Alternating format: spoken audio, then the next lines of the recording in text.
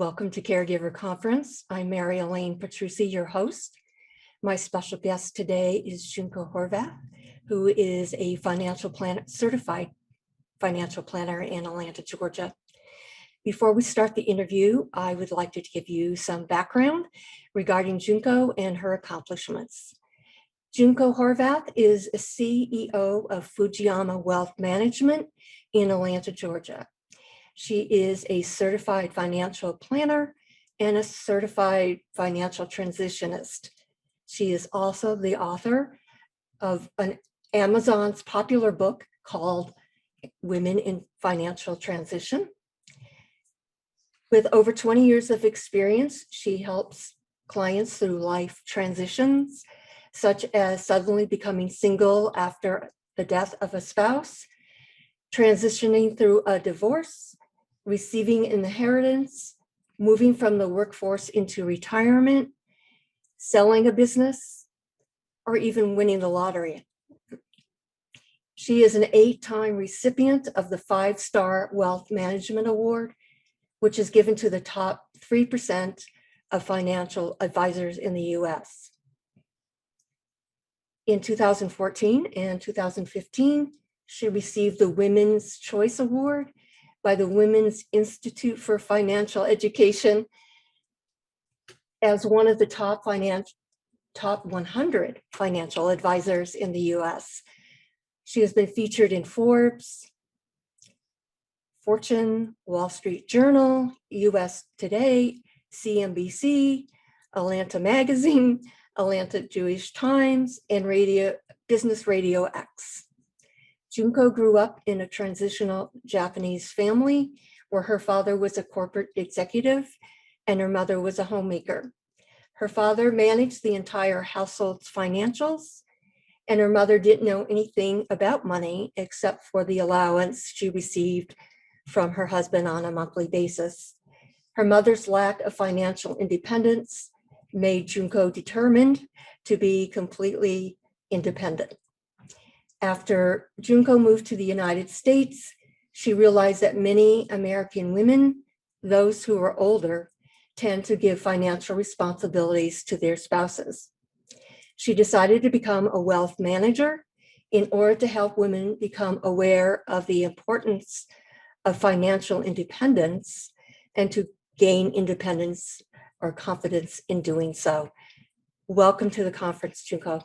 Thank you, Mary Elaine. Thank you for having me today. Oh, most definitely. You're very highly qualified. Thank you. And I'm sure you're really have done really well in wealth management. And I think that just being on all of those, receiving all those awards and being featured on different radio and TV programs has really qualified you as an expert. Thank you. Thank you.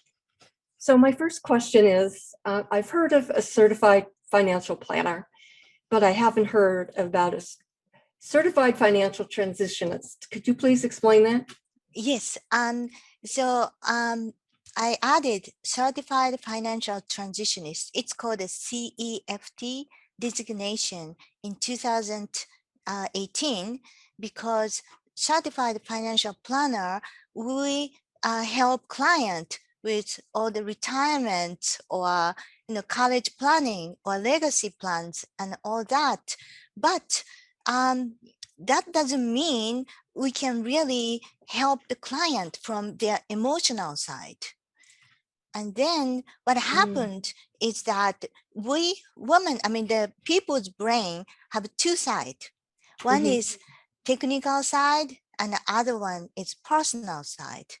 Even though technical side of brain is logical and more in terms of numbers, more accurate, over 70% of people make any decisions in the emotional side. So then it's very important to understand the client, the emotional health, and what kind of stages emotionally they are. So as a certified financial transitionist, we are a group of probably 200 people in the world. We have the certificate mostly in the US and Canada, but also in the countries like in Czechoslovakia or South Africa or Chile and or India. We work together how we understand the client emotions who goes through all the financial transitions in their lives. And there are 4 stages of transitions in life. And originally, the world famous psychologist called William Bridges, he said there are 3 transitions in life. And we added, as a certified financial transitionist institute, the 4th one, which is anticipation. Anticipation is the first stage. Second stage is ending. And the third stage is passage. And the 4th stage is new normal. So for example, somebody is coughing and coughing, like my father-in-law, all the time. What's wrong? So that's anticipation stage. Something may be wrong. Go to the doctor's office and doctor said, no, he has months to live. So the spouse, starts to think about the end, of the relationship she had for many years. So something will come and my life will never be the same. That's the ending stage. And if somebody passes, that's ending stage, but that's not necessarily the all the financial transitions are not happening just because somebody's ending stage came. Then people go into the passage stage. And the passage stage, usually people stay in the passage stage for a long time. So some of the friends or relatives say, it's enough. Your husband passed 5 years ago. It's enough. Just go out and, go out with somebody else. But somebody is still in a passage stage. It's not, no, it's not, people around you don't understand that she's still in a passage stage. And then it goes to new normal. And how do you know somebody went through the passage stage and went to new normal? That is when someone can, talk about the past with smile or normally. That's when, we know, oh, she went into the new normal stage. It's more like a flow, stage instead of foggy and no clarity went through those stages. And we, as a certified financial transitionist, we help clients go through those stages alongside with them and understand not only from the financial side, but also from the emotional side. Then we can make the core decisions and we can make the core plan together with a client and help them to go through this journey successfully. So that's what we do. That's remarkable. I haven't heard that, but I think it's so much more meaningful if you take, like you said, take that emotional side into account when you're helping those people, your clients, go through those 4 stages. So that's amazing that you're able to do that now. Thank you. The founder of the Financial Transitionist Institute, Susan Bradley, said, when life changes, money changes. And when money changes, life changes. And it's really true. Life and money, it's all connected. So without understanding client life, we cannot really give the best advice to each client, is what I believe. Well, it sounds like just going for that extra certification that you understand that emotion is tied to financial wealth and what they feel like they can do with the money, depending on what stage that they're going through. Seems to me like you would be helping that client more successfully Yeah. because you're able to give them the best advice depending on what stage that they're in. Yeah, that's right. Yeah, thank you. Well, thank you very much for explaining. I think it's quite amazing that financial planners are now taking that into consideration as well. So Yeah. thank you for that. So what is the best time for caregivers to seek counsel from a financial advisor? Yeah, so the caregivers, it's for themselves or for the the person who is getting the care. Let's do both, Yeah, but okay. focus a little bit more on caregivers. Okay, Thank you. so let's say that caregivers, I would say that younger the better to get some advice from financial advisors. And the reason is because let's say that caregiver is 22 years old and just got out of college and got the job. And imagine that 22 years old, and then that's the time that usually the whether it's a caregiver or not, it's usually the time that you can save the money the most because you don't have other responsibilities such as taking care of the children. They are not married yet mostly. So imagine that those caregivers say, okay, from my work, no, I can save 1,000 a month. If some 20s can think that way, so that's yearly $12,000. Let's say that the caregiver, when somebody, the family member got sick, still has the job and also caring for one of the parents, and then decided to save, okay, 12,000 and just leave it. I put 12,000 in my retirement account at the company I work for in a 401k plan, and I leave it for 50 years. So until age 72, just imagine that for 50 years from 22 to 72. Why I say 72? That is because at the age of 72, we are required to take required minimum distribution. It's called RMD, but you can leave it until 72. So if you put $12,000 at 22, it grows at 8%. And at the 72, that 12,000, it's like 560,000. It becomes 12,000 becomes 560,000. Why? Because money compound. If the 22-year-old is getting 8%, every 9 years, money doubles. So 12,000 in 9 years.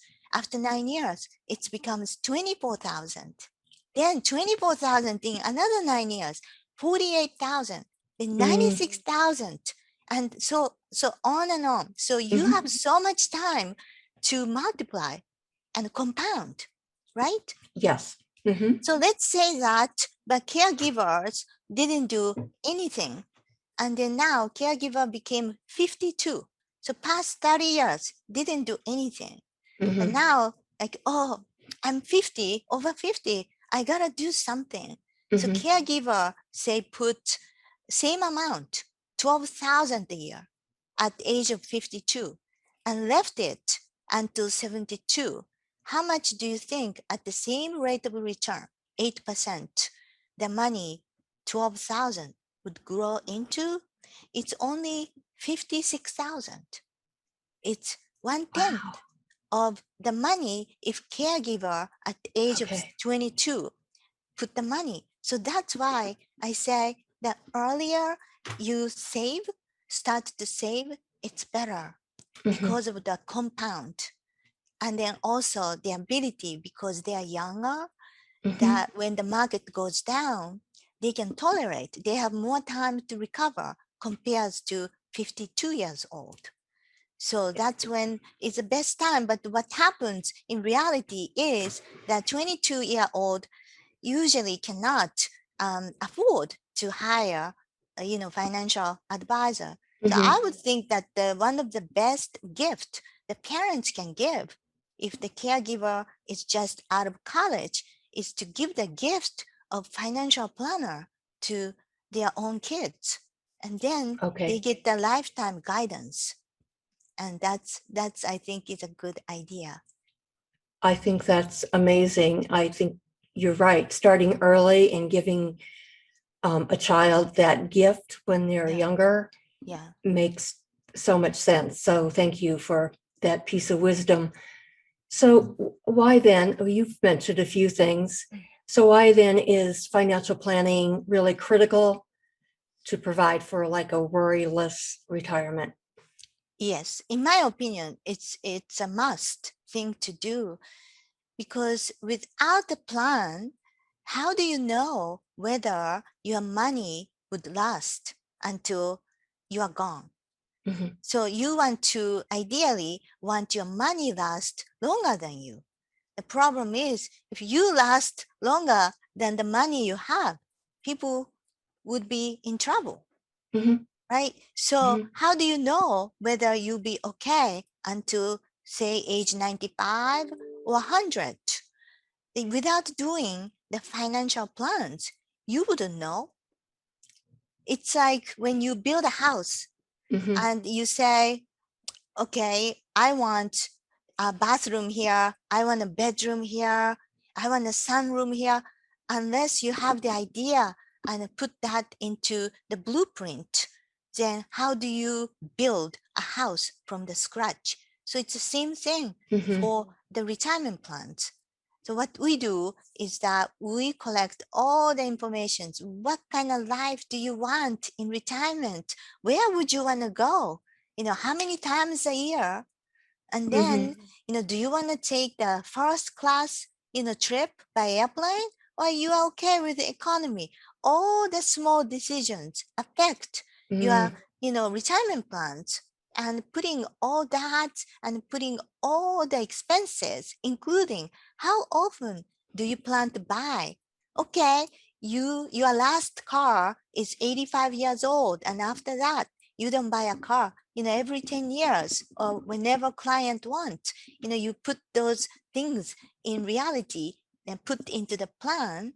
And Mhm. then and also, how you want to invest, the investment return also affect your success of Mhm.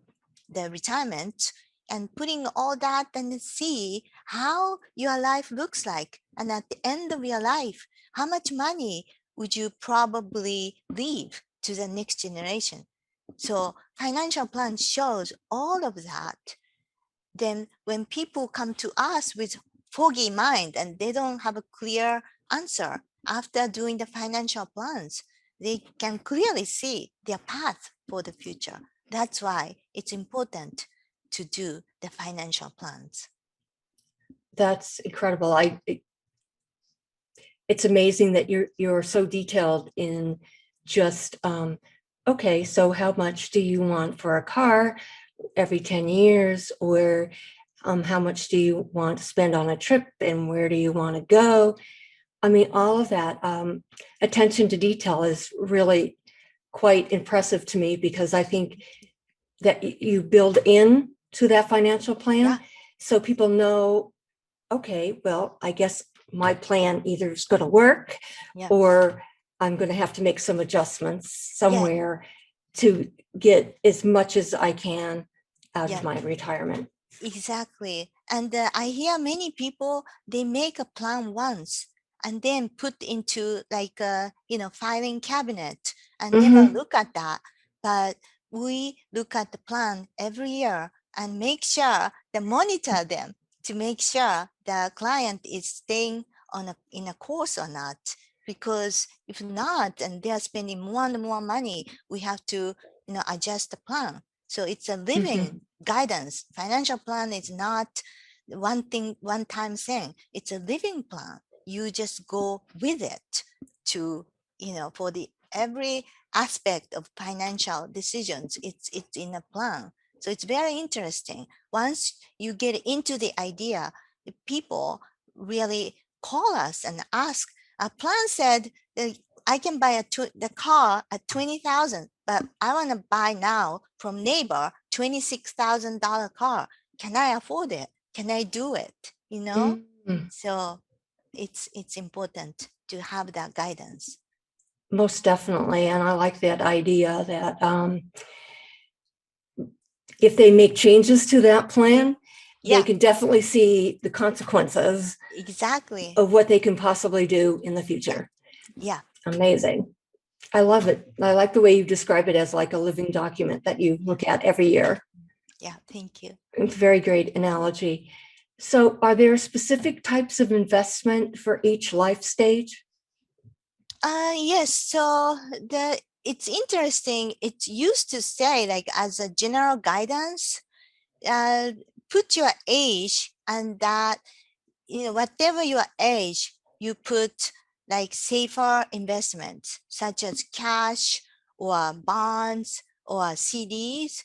So say if somebody is 40 years old, it said, okay, you are 40, so that you should keep 40% of your money in cash, bonds, and CDs, that type of investment. And then 60%, put into the stock market. But so that means that if we talk about, let's say 70-year-old, okay, so that means 70-year-old, that means 70% of money should go to cash, bonds, and CD type. But think about the current environment, especially since 2008 market meltdown. Mhm.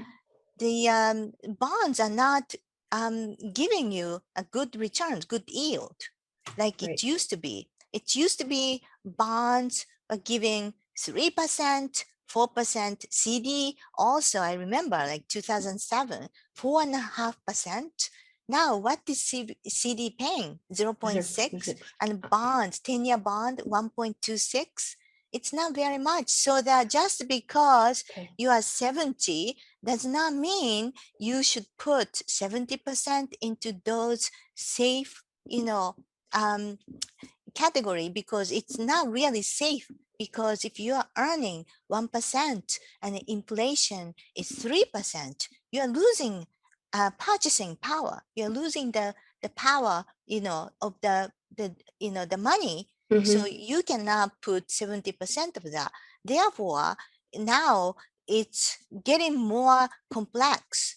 It's not just like, okay, think of your age and put that. It's not like that. Therefore, again, financial plan becomes very important. Your age, how much you have, how much you want to spend, and what your investments. Then you can decide how to invest money. So Mhm. in general guidance, yes, younger you are, you should put more into stock market. But if you are 70 and then you don't have enough money to live off of, you may have to put more into the stock market instead of safer type of investment.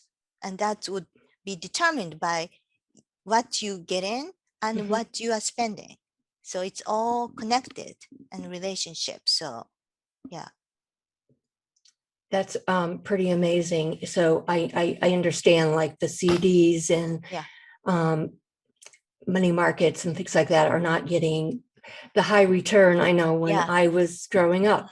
Yeah. So you said that you would have to move some of that Yeah. safe money into something more strategic in stocks Yeah. at that point. So Yeah. can you explain that a little bit more, please? Yeah, so stocks and then dividend yielding stocks. If somebody need money to retire and they already retired and they don't want to go into like a growth type of stocks, which does not yield so much dividend because they want to put whatever they earn to put it back to the growth of the company, Right. instead that you buy the dividend yielding type of stocks. and then so that you get the income from those. And those types of stocks are safer than compared to growth oriented stocks. Okay. Because yeah, so utility companies or some of the oil companies or those type of old and well-established companies, which is more sustainable and not so growth oriented, but it's there and the management is great. And so those companies that you can put more money into if you need an income. Mhm. Yeah. That, However, yeah, Go ahead. However, No. yeah. However, it's really. I had a client. She became my client like when she was 89 or 90. We Wow. did a financial plan, and she passed away at the 96. But Mm. from the when she came, she was worried. Do I have enough money? Until the end. We Mhm. did the financial plans, and it shown that she would have another 30 or 40 years of money without investing so much. With a safer type of money, Mhm. she could live another 30, 40 years. So I told her, 90, you can live until 120 or 130 years old. Mhm. And I hope you will. Then I said, if, then she laughed and said, I'm not going to live that long. Then I said, what would you want with the money? If you know now you have enough, what's your dreams and goals with the money? And Mhm. then she thought about and she said, I want that part of the money that I don't need in my life. I want to give as much as possible to my kids and grandkids and great grandkids. Mm. So I want them to use my money, for their own things, buying a house, paying for the, educations. I want to see that. So Mhm. for that part of money, we decided to invest more like a growth oriented strategy. Okay. So yeah, so age is important, but it's more like what you want. That is more important than, oh, you are this age, let's put your money in that. Oh, you are that age, let's put your money in that. Instead of that kind of cookie cutter approach, yeah, I just want to pay attention to each client situations and goals and dreams to achieve. That's remarkable. I think I haven't really heard of anyone that would take as much time as you in terms of really understanding the client and their goals and dreams, like you were saying, so that you can make as much as possible become a reality. I think Yeah, that's amazing. So thank thank you you. for that. So from that, why is knowing the goals and the dreams of the caregiver or the investor important? You've kind of touched on it a little bit, but can you go into a little bit more detail about why it's so important to know your client so well? Yeah, because we could miss what is important to them Okay. without knowing. Like when we have a deep discussion with a client, some people say, you know, I was always, I always wanted to give money to the kids who lost parents by a car accident. You Mm, know, so she had that kind of childhood experience for herself. So mm, if once she knows she has enough for herself, what she wanted was that she wanted to leave that, her legacy to those kids who lost parents by car accident. mm, Then she asked me, what kind of charities are available, right? So mhm, there are, the charity organizations which explain about all the charities then I took her to that organization, and she can choose where she want to give the money after her death. You Mhm. know, so without asking that type of questions, you don't really know that, whether she want to spend all the money and by herself during her lifetime, Mhm. or she want to give to those people, Mhm. right? And if she said, I don't want to leave penny when I die, I want to die when my money is all gone, and then I want to have all the things in my life, then we are gonna, modify the financial plan and say, okay, you know, you probably would be able to spend, X per month. What would you want to do? So it's a Mhm. different type of discussion. So it's all comes from what you want in life, Mhm. right? Yeah, So, oh, and exactly. people's, dreams and goals are all different. No plan is the same, because it's all other things influence. Some people Mhm. sometimes think like if they are both executive from one same company, they think like, oh, my situation and this executive, their money situation is the same.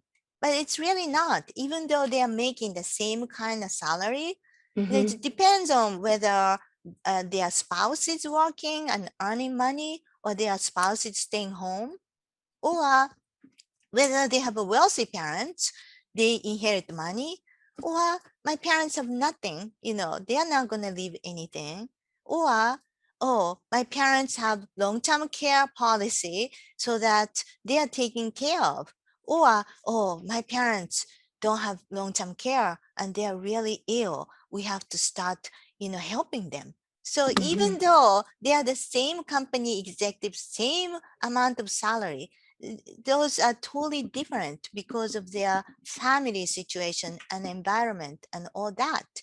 So therefore, it's important to know the dreams and goals of each client and give advice, based on that according to each situation. That's really incredible. I mean, I've seen some financial advisors do that, others just focus in on trying to sell Yeah, something. that's And right. this makes much more sense to me that caregivers can go to people Yeah. such as yourself, because you're certified that Yeah. way, to get the expertise of someone who really has the in-depth knowledge of each person individually, Mhm. so that like you said, it's not a cookie cutter approach. You do it individualized based on their goals and their expectations. Yeah. I like that a lot. Thank you. I have, I know in the past, I'm not sure what they call it, but there's some companies, such as I believe pharmaceutical companies, where they can have dividends or something coming in from their um, financial amount of money that they initially invested. Hmm. Um, and you get kind of like a dividend or something, Yeah. but it's a safer tool Mhm. than getting it from maybe um, something from the stock market, like you had mentioned earlier. Is Yeah. that still something that people can invest in? It depends, but see, if all of your wealth is in like one stock, it's it can be dangerous. I Mm, met someone who put 5 million into one stock, and it busted. So, that kind of thing happened. mm, And then sometimes the one stock outperformed so much. And I met someone whose father um, got into the car accident like 20, 30 years ago. mhm. And in a lawsuit, he won 100,000 20, 30 years ago. And then he bought Apple stock, just Oh, one, Apple stock, and put the mhm. 100,000. And that grew to $120 million.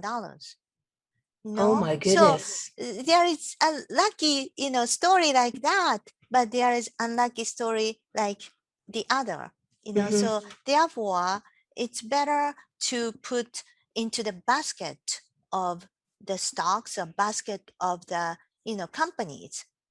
That way, Mhm. if your basket, let's say one fund has 200, large dividend yielding companies, and if one or two of them go bankruptcy, but still 198 other companies are okay, Mhm. instead of putting all the money into one basket and one stock. So it's important to diversify also.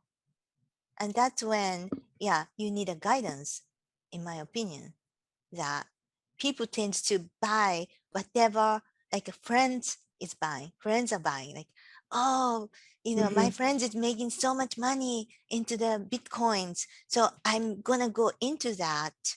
Instead of Mhm. that, it's always better to look at the bigger perspective and see, Mhm. what kind of risk I have. Just not think about returns, but also think about the risks as well. Well said. It's really hard to know if a company is going to go bankrupt, like that example that Yeah. you utilized.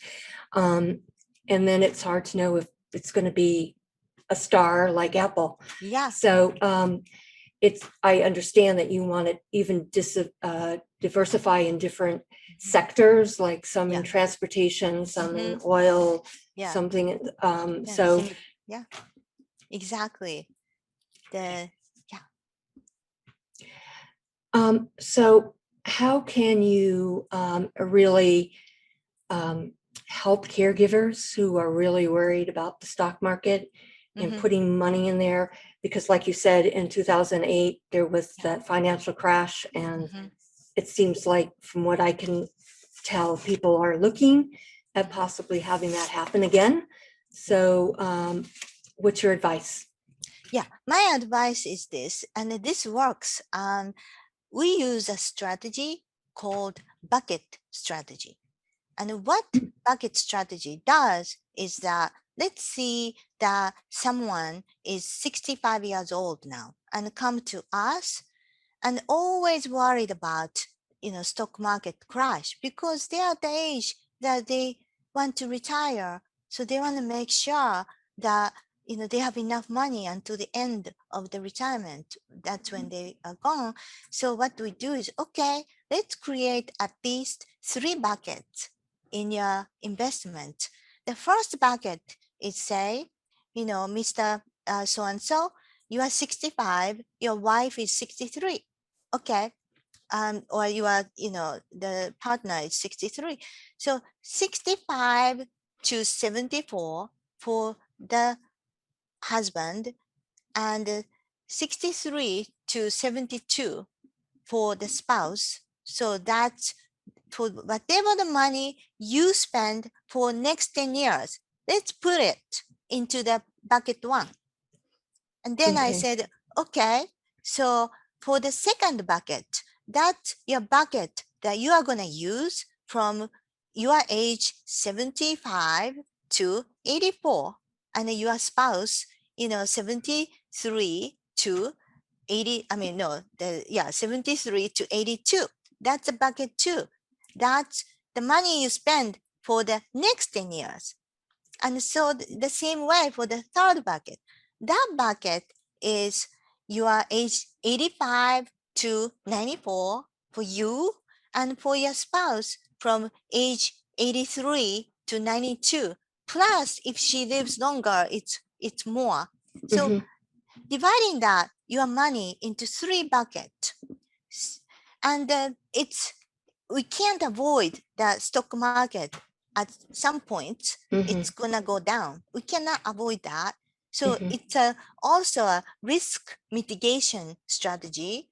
So as long as your first 10 years of money is more secure, even though your second bucket is going up and down, and the third bucket is going up and down and up and down, still you don't have to worry, because most of the time stock market, once it goes down, it Mhm. recovers within like 4 years.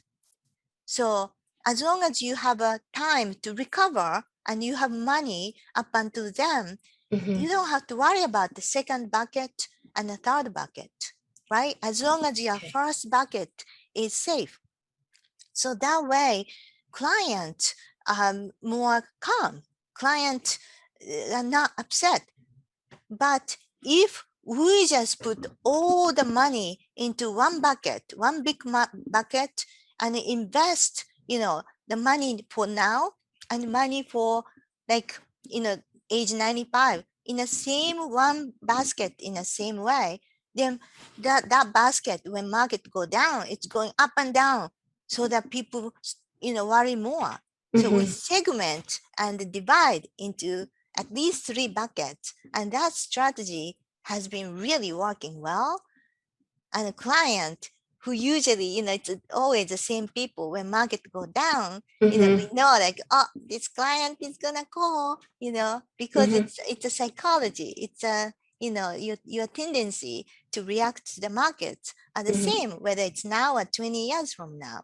So but by controlling the risk that way, yeah, people feel much better and secured. Mhm. Yeah, so that's the strategy we use. And for caregivers, yeah, Mhm. in each stage of your life, you can use that. If you need money, immediate money for the next 10 years, Mhm. you should invest the money safer. And you Okay. should create the bucket 1, bucket 2, bucket 3. That's for retirement. It's farther in the second stage of the retirement and all the bucket. Yeah. Okay. I I love hope it. I'm explaining Oh, well. you explained very well. Okay. I've never heard of that bucket approach, and I Yeah. really like it, I have to Yeah. say, because you're planning for each phase of your retirement, Yeah. but you're also, you know, if you can start early, like you had mentioned Yeah. at the very beginning, Mhm. starting like in your 20s or Yeah. 30s versus someone in like their 50s Yeah. can do that Mm-hmm. with all the obligations, then I can see where it would be a very strategic financial plan. Yeah. So what happens though, Junko, when Mm-hmm. you have these, or you try to create Mm-hmm. these 3 Yeah. buckets, and you're finding that now you're, I don't know, let's say 40 or 50, Mm-hmm. your children are getting older, they're getting ready for college, and now you have to take care of one of your parents. So Mm-hmm. in that situation, how should someone kind of divide into those buckets so that they can make sure that they can not only help their own family, but Mm-hmm. their parent as well? Can you explain that, please? Yeah. So that it's a difficult age. It's a sandwiched generation. How to take care of the kids and how to take care of the parents. And in terms of the children's education, I recommend as soon as child is born, I recommend to client, that you open the 529 plan account for each child, and Mm-hmm. then the parents say, mother is the owner, and then child is a beneficiary, and to open that kind of account. So that way, even though the you are 40 and 50 and your child is going to college, you don't have to scratch your head like, where does the money come from? Because you've been investing into the Mm-hmm. 529 plan for the past 18 years since child was born. So Mm-hmm. you have certain money sitting in a 529 plan. And we also give them the number they should ideally save every month. But not everybody can do that, but at least, 500 a month or certain amount, depending on the family's income and the expense and all that.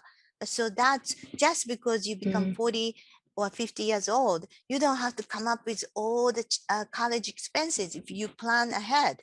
18 years ago, Mhm. right?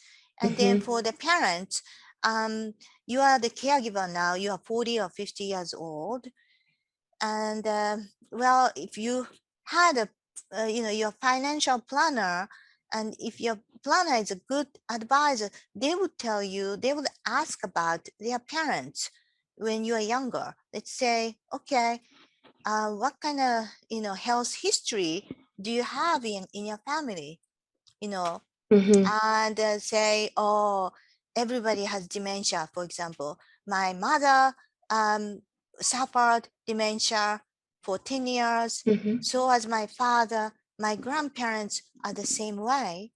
So then those family, I would say, you know, you're young, but you may want to, buy long-term care and look into that because you have that kind of family history. And usually at your age, you don't need to, but because of your situation, you may want to, right? And for Mhm. yourself, for the caregiver, and also some of the caregivers say, it's a good idea. My parents are still young and they have lots of money, but I know they don't have a long-term care. So Mhm. I don't want to be the one who, who support my parents, and I don't want to be the one who had to give the care all the time. I want some freedom. Mhm. So I would recommend to look into long-term care, type of policy. And then if you plan ahead like that, then even though they have to take care of your parents, you don't have to worry like, do I have to come up, do I and my siblings have to come up with money to support my parents, Mhm. right? Mhm. And then if you have decent money, but your siblings lost a job and not doing well, all those financial responsibilities may come to you. You don't want to be like that. You have to worry about, so to get rid of all the, the potential hazards to the family members, you, if you plan ahead, again, you Mhm. know, you can be better in the future. So I don't know, some situations it's too late when you become a caregiver Mhm. and your parents may not have long-term care. They may need the money. You may have to support, you know, the in that kind of situation, you really have to look into, what can you, what can you get from what you have, and they either give to your parents or, you have to think about each cases. But ideally, you don't get to that point and you plan before that happens. I see where financial planning is really critical, and the younger you Yeah, do it, the better. yeah, So, because of COVID now, yeah, a lot of people either have lost jobs or they're living paycheck to paycheck. yeah. So, is there any recommendation for people in that situation? Uh, it's very difficult. It is. And again, it's, situation by situation. What I saw a lot last year, 2020, was that the people who didn't plan to retired because of Mhm. COVID. And I Mhm. saw around me many teachers. They didn't want to be exposed to the children so anymore, so they quit. And Mhm. then the sub teachers, they also quit because it's not worth it to get money, subbing Mhm. teaching money, and then get exposed and die because of COVID. And some people, like Mhm. doctors, they are planning to work, say, another 3 to 5 years, but they left last year. They didn't want to, um, be exposed. And also, they said, you know what? Because of COVID, I get double of the patient, and my Right. income is the same. So I don't want to do it anymore. I'm gonna retire. And then the cold turkey, they retire, even though the retirement for most people come once in a lifetime. Mhm. But still, many people just, just quit and they retire without knowing their situation between now at the beginning of the retirement and to the end. So um, I would say that if they are at the retirement age, before they retire, go talk to someone, some competent advisor, and get their advice and see whether it really makes sense, whether they can really afford to retire now, or they should wait if possible, Mhm. and try to find some job and, get the guidance. So that's the advice I give. But if you Mhm. get to the point you have no savings and no income coming in because you lost a job, there aren't so much, I don't know, we can help. So it's really unfortunate. And that's kind of situation. Because of that, I'm gonna tell you later if you ask. That's why I wrote my book. Okay, Yeah. that's a good segue. Let's talk about your Women in Financial Transition. So could you talk a little bit more about that Yeah. book, Yeah. please? So the reason why I wrote this book actually goes back to my childhood in Japan. And as you said, my I grew up in a traditional Japanese home where my father was a corporate executive and my mom was a homemaker. And my father was not a controlling person at all, but he never disclosed how much he was making and Mm. how much he was saving. So my mom was given the allowance, as you introduced me at the beginning, every month. And I was worried as a child.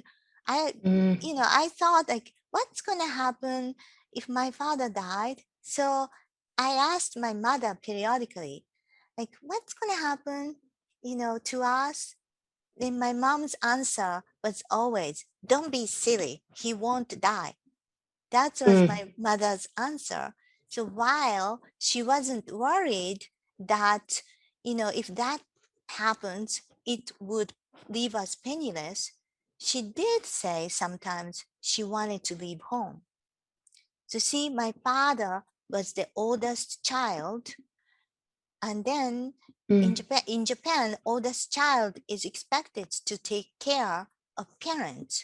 So because Mhm. of that, we lived with my grandma, my father's mother. Mhm. And then the relationship between my mother and my grandma was really, really bad. So Mhm. that made my mom really unhappy. So that's why sometimes she got really frustrated and she told me she wanted to leave home. Mm. Then, as a child, I told her, where would you go? How could you leave?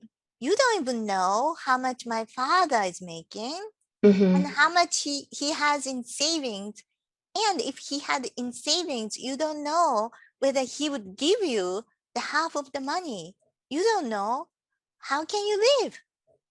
Mm. Then my mother told me one day, she said, Junko, my mother died when I was 1.5. My Mm. father died when I was 11. I did not have the chance to get education. Junko, study hard, get an education. Education will open up doors. Don't be like me, and you won't have to depend on anyone else. So I took her word really seriously. Then I Mhm. decided to come to this country and I got an MBA to become an independent, financially independent person. Mhm. Then, after I became a financial advisor, I thought my mother's situation was because of her heritage. Then I quickly learned right after I became a financial advisor that even American women who are well educated did not have a confidence in their own finances Mm. because they Mhm. gave the decision making of their finances to their spouse. Many of them do. And then because spouse is handling all the money's investments and budgeting and this bank, that investment companies, and meeting with some, advisor, and the wife's or the spouse, are staying home and taking care of kids and not involved in, even though they are well educated and smart. So they don't know what they don't know. So Mm-hmm. because of that, they are not confident in their own finances. So I wanted to change that. I wanted to give them education and a guidance, and so that they are more confident in their own situation, and they try to participate in their Mm. household finances. And then I was giving advice 101, and in 2019 I got really frustrated because people come to me after they go through a major life transitioning event, and they make Mm. mistakes, and some of the mistakes are big and irreversible kind of Mm-hmm. mistake, and they come to me, they cry, they want my help. So I felt hopeless because I can't help them at that point. They had to come much earlier, but Mm-hmm. there aren't so many things I can do at that point, right? Mm-hmm. So I thought, by writing a book and giving my message to be everybody should be financially independent, that message I can give, to outreach to more people. And Mm. then if I do that, and if they really try to turn around, then they can be happier, they can be calmer, they have more money, they feel more secured. And so it's all good things would happen. And that's why I wrote my book. I think you did a great service by writing it because, like you said, um, even professional women who have their own finances, they don't know how to use it or invest it. And Yeah. um, so to make that your mission is really plausible because you have really kind of focused in on that sandwich generation that you have mentioned before, Yeah. to get them to be a little bit more financially responsible for Yeah. what's going on in the household. Um, Great idea. I'm glad that you wrote that book. Thank So you. give me an idea of, is there any closing thoughts that you want to Yeah. leave caregivers Yeah. for? So caregivers, while they are caring about, caring their parents or somebody they love, they also go through their own financial transitions. So I would say that I want caregivers to learn from other people's mistakes by reading my book. I'm not trying to advertise it, but it's really Mhm, so much, real stories in it. It's mhm, five chapters, and then each chapter, divorce, inheritance, retirement, and loss of a spouse, and selling business. The people who went through those transitions are in my book, as well as the professionals. So you can get the professionals advice free, almost free from my book. But if mhm, you go see the professionals, you have to pay thousands of dollars, but it's all there in my book. And also one more important thing I want to share with you is mhm, that throughout my book, there is a theme, which is I ask, what's your money story? And what's your money story? What it is that, you know, your money story, everybody has a money story. Your money story began before you went into kindergarten, and probably still influencing your life now. How, you, what your money behaviors now, mhm, and, what's expectations from money you have, and what kind of money decisions you make to this date. And mm, those money story that you have, those are influenced by all the messages from other people, such as mhm, your parents and uncle and aunt and relatives, and your teacher, your friends, your neighbors, and mhm, from churches and synagogues, and also even from media, whether you are aware of it. So those all the messages you received when you were a child, those formed your mindset about money, and your mindset about money, that's also built your money story. And your money story is basically the narrative of the place of money that you have in your life when you are growing up. And some people have a great relationship with money and a great money story in the past and the current. But some people do not have a great relationship with money in the past and the now. But everybody want to have a great relationship and a great money story for your future. And how do you do that? So to do that, I have a worksheet called What's Your Money Story worksheet. And I want to give that to the caregivers.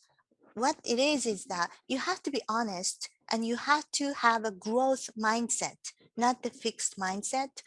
With a growth mindset, you look at your money story in the past. Some people may think it's painful, but you have to go through that before you improve. You have to see what went wrong.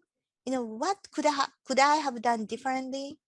And you look at the current money story and said, what could I improve with my growth mindset?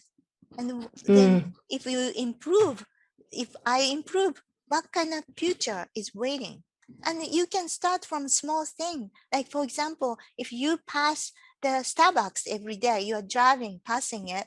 Some people say, I'm not gonna spend money. Some people say every day, it's frappuccino, it's $5 or $6 a day. I make a lot of money. So then every day, somebody goes to Starbucks and spend $5 or $6. It's from the mindset. It's not like if I make a good money, so I can afford it. It's not that. It's your mindset, and your goals. So that's very important to go through the What's Your Money Story worksheet.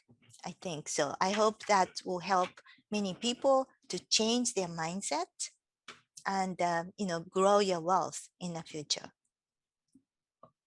Well, that sounds pretty amazing. That's a great free offer that you're offering the caregivers at this point. And I think that I'm going to take advantage of that too, because that's great that you say that your money story starts with the people around you and what they have done to make or create their own wealth. So I think you're right. If I can pass Starbucks without spending $5 or $6, and I could put that towards savings or another financial vehicle, that would make much more sense. So thank you. That's a great offer. You have two amazing bonuses. So can you start with one of them and explain what that bonus is and how they can receive it? Yes. So to receive your money story worksheet, go to www.chooseyourmoneystory.com. Okay. So it's chooseyourmoneystory.com. If you go there, it reaches to my website, and then the page will ask your name and the email address so that when we can email you that. And once you put your information, then we have your information, then we can send you the money story worksheet. Okay. And then the people who do that would be automatically entered into getting my book, Women in Financial Transition. And I will give 2 free books. So that's the one offer I can give. And then that's amazing. Thank you. And another offer is if you are at the age that you started to think about retirement, and people just take the Social Security income at the age of 62, because they say, you know what? I don't know how long I'm going to live. So I'm going to start taking at the 62. But if that's the best way, there is a the tool to help people like that who are indecisive of when they should take the Social Security. So it's called the Social Security Income Maximum Strategy to take the Social Security income. So for those people who are considering that taking the Social Security, I can give you the two analysis free, and it's $799 each, that analysis. Mhm. But for two people, I can give you those analysis free. And how you get that? So you email me and put in a subject line SS, Social Security. Then I would know that you want that, and collect all the requests, and we choose two people. And my email address is Junko, Junko, Junko, Junko, at my company name, Fujiyama Wealth, spelled F as in Frank, Ujiyama,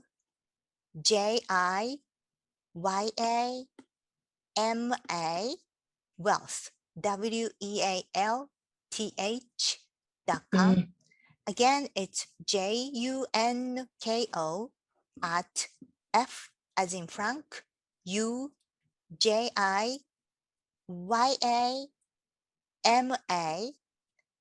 Wealth, WEALTH.com. If you email me and put the SS in a subject line, I will put you into the drawing, and two people will win the analysis from us. I can't thank you enough, Junko. That's You're welcome. amazing. Your free offer about using the money worksheet and then entering the drawing for the worksheet as well as your book, and then to give two free Social Security optimizer analyses is just amazing. I really want to thank you so much. You have provided so much valuable information and gifts for our audience. So thank you very much. Thank for you. I wanted to do something for you because of your effort. You are doing wonderful. And so I wanted to help your audience, yeah, also. I And appreciate that. You're welcome. Thank you for inviting me today. You're welcome. I Thank had you. a great time. Excellent. You provided so much valuable information. I didn't realize that being a financial transitionist goes through all those 4 stages, and just what kind of vehicles that caregivers can put their money in. I love the 3 bucket approach. I love it. And just getting additional information from you using like the money worksheet and getting it along with your book, or just having like that free analysis is just more than I could have asked you to provide. Yeah, so I can see why you're rated so highly. So thank you. Kudos to you. Thank you again. Yeah, thank you. Yeah.